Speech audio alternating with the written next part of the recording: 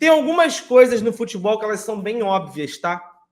E por que eu acho que o Tite tem culpa e não tem culpa? Como eu disse, para mim as medidas do Tite foram interessantes. O Tite colocou o time para frente. Por mais que as escolhas sejam questionáveis, como a do Gabriel, que ninguém mais aguenta. Pô, ele bota o Léo Ortiz, aí tu fica com a expectativa que ele vai entrar como volante, mas não, entra como zagueiro. Aí você pera. Depois ele faz outra que é 6 por meia dúzia, que é o Léo Pereira, porque o Davi Luiz sentiu tranquilo.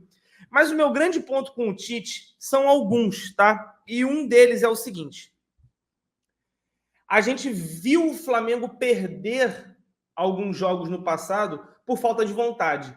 O Tite conseguiu resgatar essa vontade do elenco. Só que eu sinto que a vontade hoje, ela bateu e ficou um pouco presa no cansaço.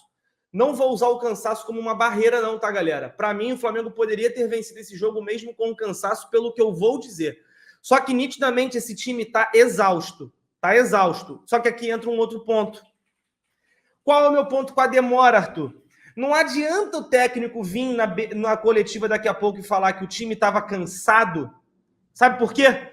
Porque se você tem um time cansado, você tem que mexer rápido. Porque se o seu time abaixa o nível de jogo, o adversário encontra os espaços. Dos 10 minutos até uns 20, 25, era nítido que o Fortaleza estava melhor. O Flamengo foi jogado para trás, o Pedro já não fazia mais nada no jogo, o Flamengo não conseguia encaixar na marcação porque a dupla de volantes não estava jogando nada.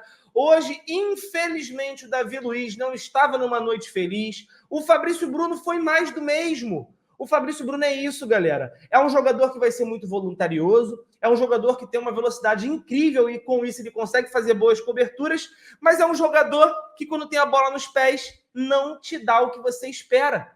E o Tite, que tanto cobrou descanso, teve 5 dias para descansar e treinar para esse jogo. E então?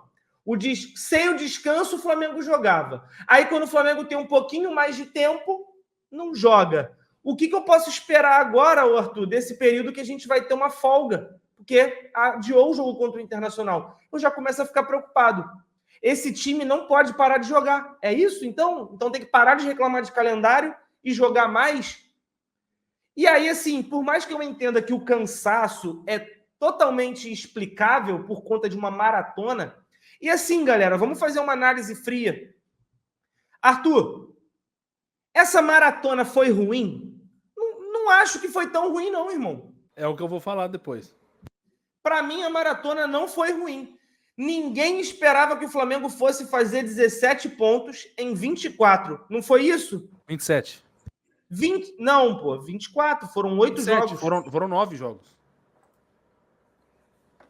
Tem certeza. Foram 9. 27. 17 em 27, tá? Lembra que eu queria 18 em 30? Foi quase, né? Foi quase. Foi mais. Não, foi 17. Não, pô, mas não foi 18, não foi 17 em 30. Tá, beleza, se você faz ali uma... Tá.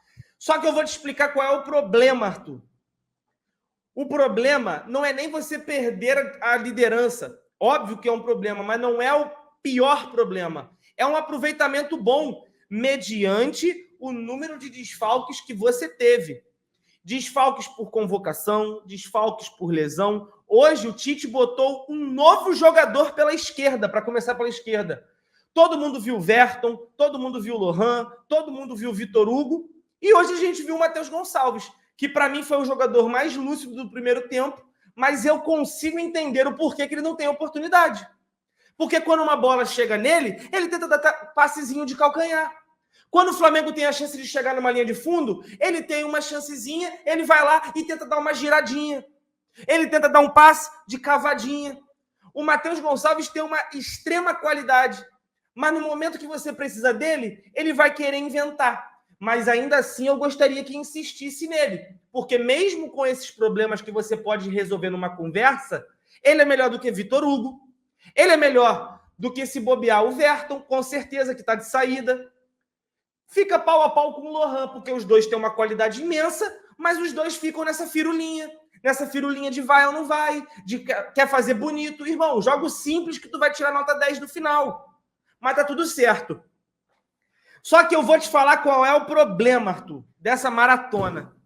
O problema dessa maratona é tu pegar a porra do Atlético Mineiro, Arthur, e por mais que esteja passando um momento ruim, tu vai lá e mete nos caras, e pega e toma, gostoso. Tu vai na casa dos caras e, ó, dentro. Tu pega um Atlético Paranaense, mesmo jogando melhor, tu encontra um gol no final. E tu vai conseguindo pontuar contra equipes boas. O Cruzeiro, porra, o Cruzeiro pode estar uma merda fora de casa, mas é um time interessante. Você olha e você fala, pô, esse time pode brigar ali, incomoda. Porra, aí tu chega contra o Cuiabá e contra o Fortaleza dentro de casa, irmão. E é por isso que a porra do Palmeiras vai até o final brigando, Arthur. E por mais que não ganhe, vai até o final brigando. Sabe por quê? Porque os filha da puta vai pegar o Juventude, joga nada, mete 3. Aí hoje pega o Atlético Goianiense, jogo, porra, vai brigado até o final. Aí mete 3. Por quê? Porque quando eles vão para jogar em casa, meu irmão, é vencer ou vencer. Para eles é vencer ou vencer. Não interessa, vai jogar mal, mas vai vencer. E o Flamengo, mal ou bem, foi tentando fazer isso. Mas quando chegou no momento que a maratona foi começando a chegando no seu fim, e o time começou a embalar, e começou aquilo de, caraca, o Flamengo tá conseguindo. Aí vem os caras e tropeça a primeira. Aí na primeira tropeçada vem a segunda logo na sequência. E não, porra, não foi nem um jogo contra o vice-líder e contra o último colocado, não. Foi jogo contra 2 times de meio de tabela, os 2 times dentro de casa, um você empata e o outro você perde. O Flamengo deixou de fazer 6 pontos para fazer apenas 1 contra Cuiabá e Fortaleza. E com todo o respeito que eu tenho a esses 2 times, eu acho que eles são melhores do que muitos outros que a gente pode enfrentar, como o Criciúma, por exemplo, tá? Contra outros times. O próprio que ganhou da gente, Juventude, inclusive. Exato. Mas, Arthur, o Campeonato Brasileiro premia regularidade. E quando você tropeça, em vez de fazer 6, tu faz apenas 1 ponto contra Cuiabá e Fortaleza, é a hora de você levantar a mãozinha e botar o alerta ligado. Não estou dizendo que o Flamengo vai deixar de lutar, não. Muito pelo contrário. Eu esperava muito pior nesse período de Copa América. Para mim, o Flamengo ia estar em 5º, 6º lugar. O Flamengo ainda mal ou bem está ali, 2º, 3º. Tem que esperar o jogo do Botafogo acabar. 3º, o Botafogo está pontuando. Mas não, mesmo se o Botafogo empatar, ele não passa a gente por conta do saldo. 3º. Certeza? Certeza. Acabei de olhar no... Peguei as estatísticas. 3º, passou, é verdade. O Botafogo tem 1 a mais de saldo. Acabei de olhar. Uhum. Só que aquilo, irmão, agora, como você... Aí você olha um prognóstico geral. Você faz ponto onde você achou que não faria. E você perde aonde você tinha que fazer. Sabe o que vai forçar o Flamengo a fazer agora para ser campeão? Ganhar fora de casa. Ganhar jogos que não deveria ser jogos que tu fosse ganhar. Era o jogo que o prognóstico aponta o empate. Exatamente. Agora, lá no segundo turno, Arthur, quando você pegar Cruzeiro, que está 100% no Mineirão, e pegar o Bahia, que está 100% na Arena Fonte Nova, você não vai mais poder perder ou empatar. Agora você vai ter que ir na casa dos caras e vai ter que vencer os caras.